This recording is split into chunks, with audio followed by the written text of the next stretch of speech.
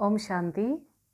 आज आम बुझा जेपरी आम पूर्व लेसन अनुसार परमात्मा तांकर दिव्य कर्तव्य त्रिमूर्ति द्वारा करिथांती। पिताश्री ब्रह्मा द्वारा सृष्टिर स्थापना एवं विष्णु द्वारा सत्यजुगर पालना एवं शंकर द्वारा आमर कलिजुग दुनियार महाविनाश। तो वर्तमान सृष्टि रे स्थापनार कार्य चली आमे समस्ते अनुभव करुछे। संसार रे वर्तमान सत्यतार सत्य धर्मर सत्य ज्ञानर एवं समस्त को अज्ञानतार मुक्त प्रकाशर आवश्यकता रही। तेणु परमात्मा पिताश्री ब्रह्मा शरीर में आसी ए दिव्य ज्ञान दौरान तत्सहित स्वयं परमात्मा दिव्य ज्ञान सहित शंकर द्वारा मध्य असत्यर विनाश एवं अधर्मर विनाश करुछन्ति। शंकर प्रकृत रे आमर तपस्या स्वरूपर प्रतीक। जेतेबेले आमे तपस्या स्वरूप बसी थांती आमर आत्मचक्षु खोला थाए, यानी आमे निजको आत्मस्वरूप निजको अनुभव करू थांती। आमर संपर्क आमर संबंध आमर कनेक्शन प्रभु पिता परमात्मा सहित थाए।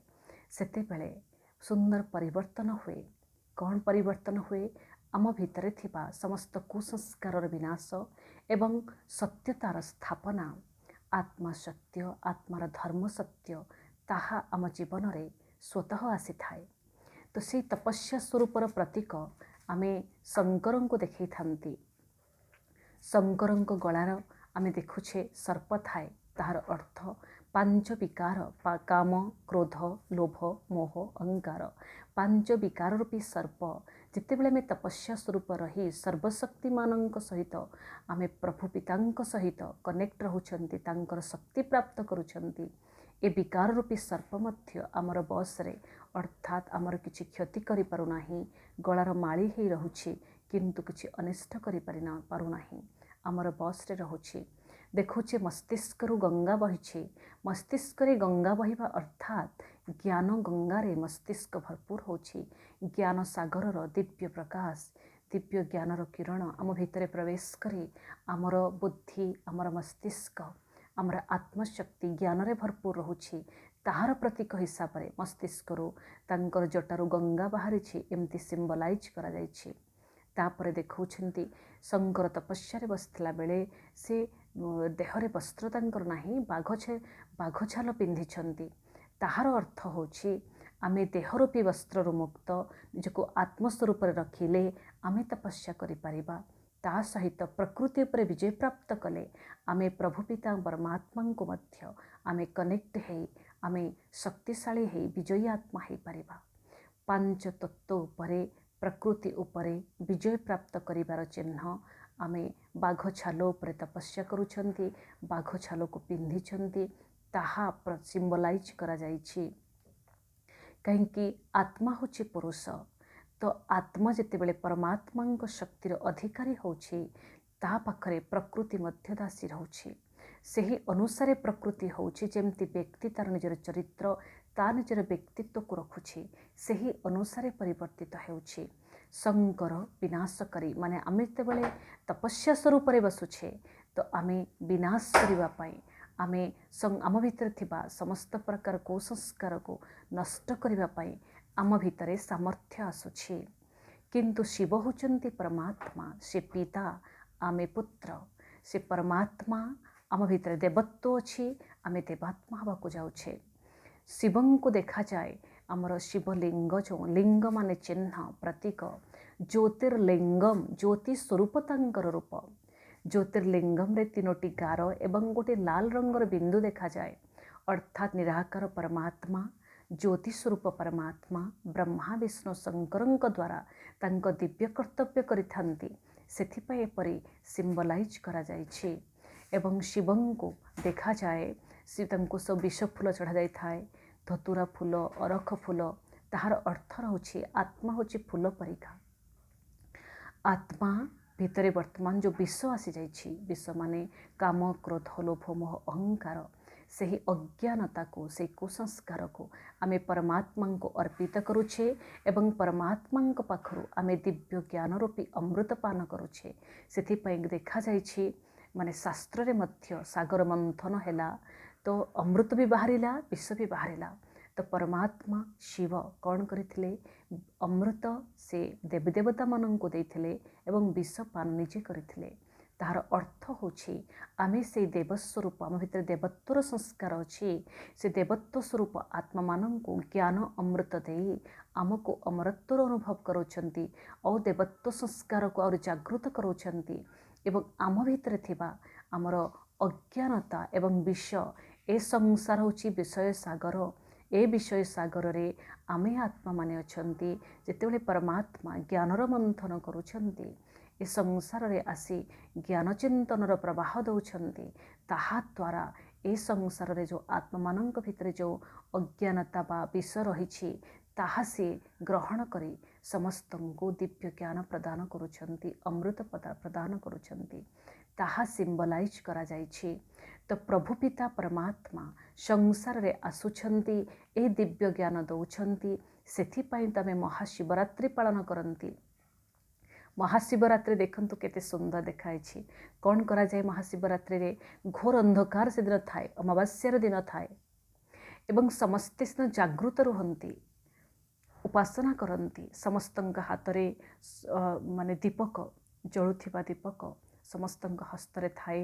ସମସ୍ତେ ରାତି 12ଟା ହେଲେ ମହାଦୀପକ ଜାଗୃତ କରନ୍ତି। ସେ ବି ଦେଖନ୍ତୁ କେତେ ସୁନ୍ଦର ଭାବରେ ତାକୁ ମଧ୍ୟ ସିମ୍ବଲାଇଜ୍ କରାଯାଇଛି।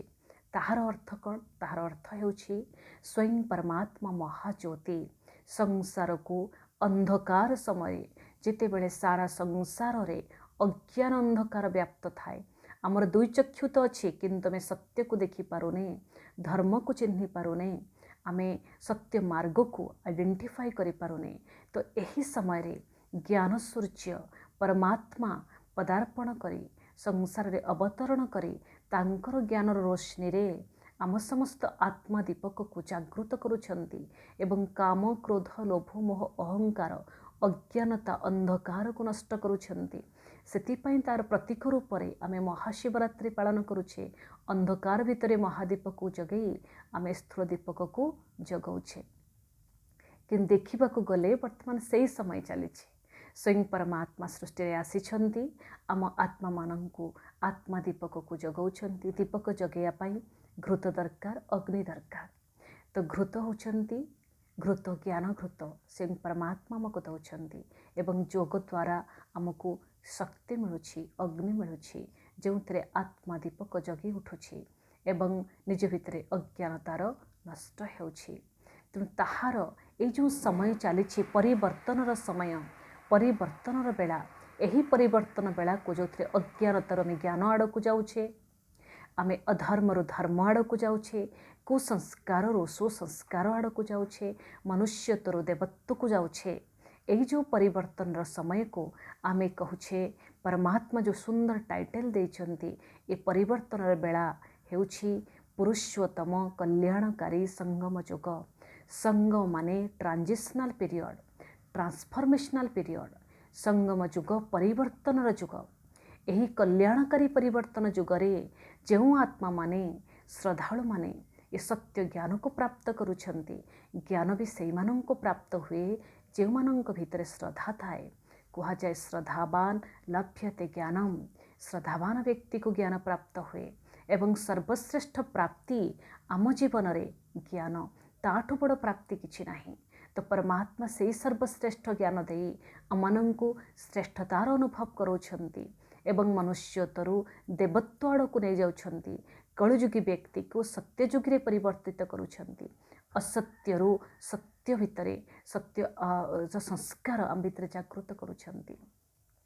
ତେଣୁ ଯାହାଙ୍କୁ ସେ ଜ୍ଞାନ ଦେଉଛନ୍ତି ତାଙ୍କୁ ଟାଇଟେଲ ମିଳୁଛି ବ୍ରାହ୍ମଣର ଟାଇଟେଲ। ବ୍ରାହ୍ମଣ ଜନ୍ମରୁ ବ୍ରାହ୍ମଣ, ପ୍ରକୃତରେ ଜନ୍ମରୁ ମାନେ ଜନ୍ମ ନେଇଛନ୍ତି ବା ବ୍ରାହ୍ମଣ ଘରେ ଜନ୍ମ ନେଇଛନ୍ତି। ବାସ୍ତବିକରେ ସେ ତ ସଂସାରରେ ରେଫରେନ୍ସ ପାଇଁ, ଟାଇଟେଲ ପାଇଁ ବା ସଂସାରରେ ଆଇଡେଣ୍ଟିଫିକେସନ୍ ପାଇଁ ନିଜକୁ ବ୍ରାହ୍ମଣ ବୋଲି କହୁଛନ୍ତି। କିନ୍ତୁ ପ୍ରକୃତ ବ୍ରାହ୍ମଣ କିଏ? ବ୍ରହ୍ମ ଜାନାତି ଇତି ବ୍ରାହ୍ମଣ। ଯେ ବ୍ରହ୍ମଙ୍କୁ ଚିହ୍ନିଛି, ବ୍ରହ୍ମ ମାନେ ପରମାତ୍ମା, ଈଶ୍ୱରଙ୍କୁ ଯେ ଚିହ୍ନିଛି। ଈଶ୍ୱର ହେଉଛନ୍ତି ପରମଶକ୍ତି, ମହାଶକ୍ତି ଶିବ। ତ ସେ ପରମାତ୍ମା ଶିବଙ୍କୁ ଚିହ୍ନିବ କିଏ? ଯାହା ଭିତରେ ଜ୍ଞାନ ଥିବ, ଯାହା ଭିତରେ ଜ୍ଞାନ ଉଦ୍ରେକ ହେଇଥିବ, ଯେ ନିଜ ଆତ୍ମାକୁ ଚିହ୍ନିଥିବ।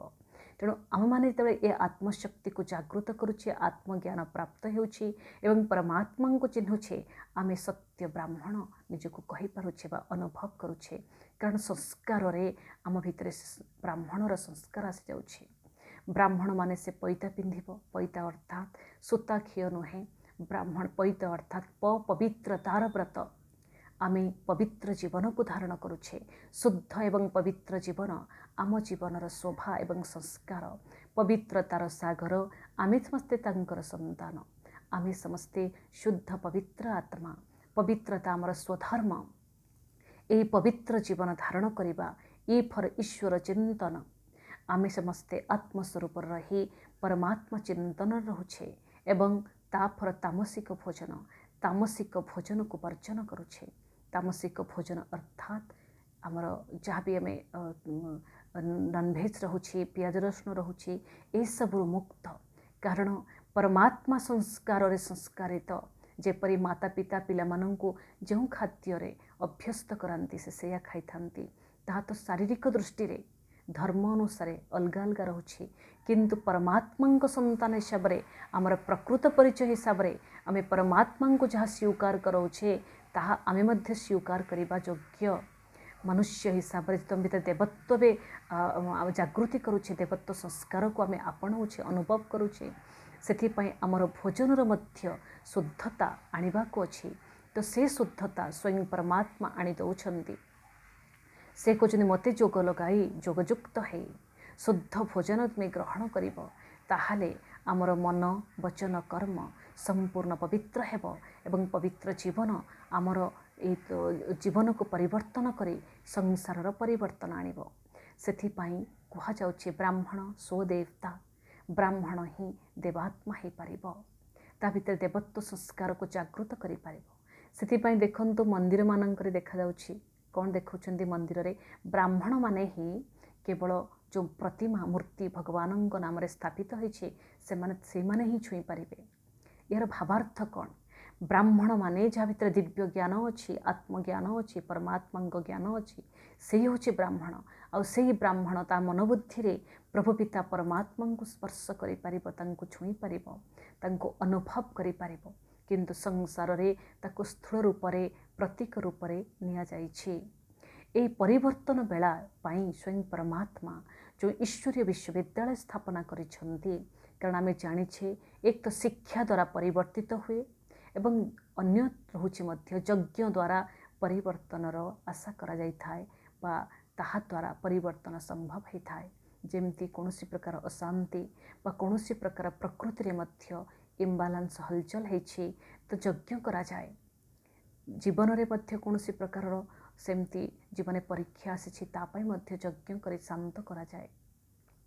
ବର୍ତ୍ତମାନ ସମ୍ପୂର୍ଣ୍ଣ ଦୁନିଆ ପାଇଁ ସମସ୍ତଙ୍କ ଜୀବନରେ କିଛି ନା କିଛି ପରୀକ୍ଷା ଆସିଛି, କିଛି ନା କିଛି ସମସ୍ତଙ୍କ ଜୀବନରେ ଦୁଃଖ ଆସିଛି।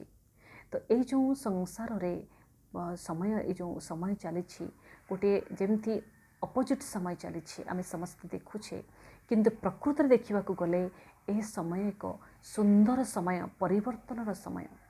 ତେଣୁ ଏହି ପରିବର୍ତ୍ତନ ସମୟରେ ପରିବର୍ତ୍ତନର ଧାରାକୁ ଅନୁଭବ କରାଇବା, ତାକୁ ସେ ପରିବର୍ତ୍ତନ ଧାରାକୁ ଶ୍ରେଷ୍ଠତା ଆଡ଼କୁ ନେବା, ସେଥିପାଇଁ ପରମାତ୍ମା ଯଜ୍ଞ ସ୍ଥାପନା କଲେ। ଏ ବିଦ୍ୟାଳୟର ଅନ୍ୟ ନାମ ରଖିଲେ ରାଜସ୍ୱ, ଅଶ୍ୱମେଧ, ଅବିନାଶୀ, ରୁଦ୍ର, ଗୀତାଜ୍ଞାନ ମହାଯଜ୍ଞ। ଏ ମହାଯଜ୍ଞରେ କ'ଣ କରାହେଉଛି? ଆହୁତି ଦିଆଯାଉଛି, ସମର୍ପଣ କରାଯାଉଛି। କ'ଣ ସମର୍ପଣ କରିବା? ଆମ ଭିତରେ ଥିବା ସମସ୍ତ ପ୍ରକାର ଆବିଳତାକୁ, କୁସଂସ୍କାରକୁ, ଅଜ୍ଞାନତାକୁ, କାମ, କ୍ରୋଧ, ଲୋଭ, ମୋହ, ଅହଙ୍କାର ଏ ବିକାରକୁ ଆହୁତି ଦେବା ଏବଂ ନିଜ ଜୀବନକୁ ଶ୍ରେଷ୍ଠ କରିବା। ଆମ ଭିତରେ ଛୁପି ଯାଇଥିବା ଅନନ୍ତ ଶକ୍ତିକୁ ଜାଗୃତ କରିବା। ତାହେଲେ ଏ ଦୁନିଆ ପରିବର୍ତ୍ତିତ ହୋଇ କଳିଯୁଗ ସତ୍ୟଯୁଗ ହୋଇଯିବ ଏବଂ ପ୍ରତ୍ୟେକ ମନୁଷ୍ୟ ଦେବତ୍ୱକୁ ପ୍ରାପ୍ତ କରିବ। ଏହି ପରିବର୍ତ୍ତନର ବେଳାକୁ ଆମେ ବ୍ରାହ୍ମ ମୁହୂର୍ତ୍ତ କହୁଛେ, ସଙ୍ଗମ ଯୁଗ କହୁଛେ। ଯେପରି ରାତ୍ରି ଯାଉଛି ବା ଦିନ ଆସୁଛି, ଯେଉଁ ପାହାନ୍ତିଆ ସମୟ, ଆମେ ତାକୁ ରାତ୍ରି ବି କହିନଥାନ୍ତି କି ତାକୁ ଦିନ ବି ନ କହିଥାନ୍ତି, ଆମେ ତାକୁ ପାହାନ୍ତିଆ ସମୟ କିମ୍ବା ବ୍ରାହ୍ମ ମୁହୂର୍ତ୍ତ କୁହନ୍ତି। ବର୍ତ୍ତମାନ ସୃଷ୍ଟିରେ ବ୍ରାହ୍ମ ମୁହୂର୍ତ୍ତ ଚାଲିଛି। ପରିବର୍ତ୍ତନର ସମୟ ଚାଲିଛି। এই ବ୍ରାହ୍ମ ମୁହୂର୍ତ୍ତରେ କ'ଣ କରାଯାଏ, ଯେମିତି ସକାଳୁ ସକାଳୁ ବ୍ରାହ୍ମ ମୁହୂର୍ତ୍ତ ସମୟରେ ଯେଉଁମାନେ ଧର୍ମ ପ୍ରତି ଯେଉଁମାନଙ୍କର ଶ୍ରଦ୍ଧା ଥାଏ ବା ଯେଉଁମାନଙ୍କ ଭିତରେ ସେ ବ୍ୟକ୍ତିତ୍ୱ ଥାଏ କି ତାଙ୍କର ଅଶୁଭ ଶୁଭ ସକାଳୁ ସକାଳୁ ଉଠି ଅମୃତ ବେଳାରେ ଉଠି ପ୍ରଭୁ ଚିନ୍ତନ କରି ଧର୍ମ କାର୍ଯ୍ୟ କରି ନିଜ ନିତ୍ୟକର୍ମ ସାରି ଦିନ ପାଇଁ ନିଜକୁ ପ୍ରସ୍ତୁତ କରନ୍ତି। ଠିକ୍ ସେହିପରି ଏ ସଙ୍ଗମର ବେଳାରେ, এই ଅମୃତ ବେଳାରେ, এই ପରିବର୍ତ୍ତନ ବେଳାରେ ଆମେମାନେ ମଧ୍ୟ ନିଜକୁ ଜାଗୃତ କରିବା। ଆଖି ଖୋଲିଲେ, ଆଖି ଖୋଲିବା ଅର୍ଥାତ୍ ଆତ୍ମଚକ୍ଷୁକୁ ଖୋଲିବା, ଜ୍ଞାନ ନେତ୍ରକୁ ଖୋଲିବା, ଦିବ୍ୟଚକ୍ଷୁକୁ ଖୋଲିବା। এই ଦିବ୍ୟଚକ୍ଷୁ ଦ୍ୱାରା ଆମେ ପରମାତ୍ମା ପ୍ରଭୁ ପିତାଙ୍କ ସହିତ କନେକ୍ଟ ହେବା, ତାଙ୍କୁ ସ୍ମୃତିରେ ଆଣିବା, ସ୍ମରଣ କରିବା ଏବଂ ତାଙ୍କୁ ସ୍ମୃତିରେ ଆଣି ସ୍ମରଣ କରି ଆମେ ନିଜକୁ ପରିବର୍ତ୍ତନ କରିବା, ନିଜକୁ ରିଫ୍ରେଶ୍ କରାଇବା। ଯେ ନିତ୍ୟକର୍ମରେ ଆମର ଶରୀରକୁ ରିଫ୍ରେଶ୍ କରାଇଥାନ୍ତି, ବର୍ତ୍ତମାନ ଆତ୍ମାକୁ ମଧ୍ୟ ରିଫ୍ରେଶ୍ କରାଇବାର ସମୟ ଆସିଯାଇଛି। ଆତ୍ମାକୁ ସ୍ନାନ କରିବାର ସମୟ ଆସିଛି। ଜ୍ଞାନ ସ୍ନାନ କରାଇବା। ଜ୍ଞାନ ସ୍ନାନ ଦ୍ୱାରା ଅଜ୍ଞାନତା ଯାହା ସବୁ ମଇଳା ଲାଗିଛି, ଆତ୍ମାରେ ଯେଉଁ ଆବରଣ ଆସିଯାଇଛି ତାହା ଧୋଇଯିବ, ପରିଷ୍କାର ହେଇଯିବ ଏବଂ ସାରା ଦିନ ପାଇଁ ଅର୍ଥାତ୍ ଆସୁଥିବା ସମୟ ପାଇଁ ନିଜକୁ ପ୍ରସ୍ତୁତ କରିବା। ଆସୁଥିବା ସମୟ ହେଉଛି ସତ୍ୟ ଯୁଗ। ଆମେ ନିଜକୁ ସତ୍ୟରେ ରଖିବା, ସତ୍ୟ କଥା କହିବା, ସତ୍ୟ ଧର୍ମକୁ ଧାରଣ କରିବା ଏବଂ ସତ୍ ସଂସ୍କାରକୁ ଧାରଣ କରି ସତ୍ୟ ପିତାଙ୍କ ସହିତ ଏବଂ ସତ୍ୟ ପିତା ସତ୍ୟମ୍ ଶିବମ୍ ସୁନ୍ଦରମ୍, ସତ୍ୟ ପିତାଙ୍କ ସମ୍ବନ୍ଧରେ ଆସିବା ଏବଂ ସମସ୍ତଙ୍କ ସହିତ ସତ୍ୟ ସମ୍ପର୍କ ରଖିବା। ତାହେଲେ ଜୀବନ ଅତି ସୁନ୍ଦର, ଅତି ସରଳ, ଶ୍ରେଷ୍ଠ, ପବିତ୍ର ଅନୁଭବ ହେବ। ଆସନ୍ତୁ ଆଜି କିଛି ସମୟ ଏହି ମହେନ୍ଦ୍ର ବେଳା, ପରିବର୍ତ୍ତନର ବେଳାରେ, ସଙ୍ଗମ ଯୁଗରେ ଆମେ ପ୍ରଭୁ ଚିନ୍ତନ କରି ନିଜକୁ ରିଫ୍ରେଶ୍ ଅନୁଭବ କରିବା।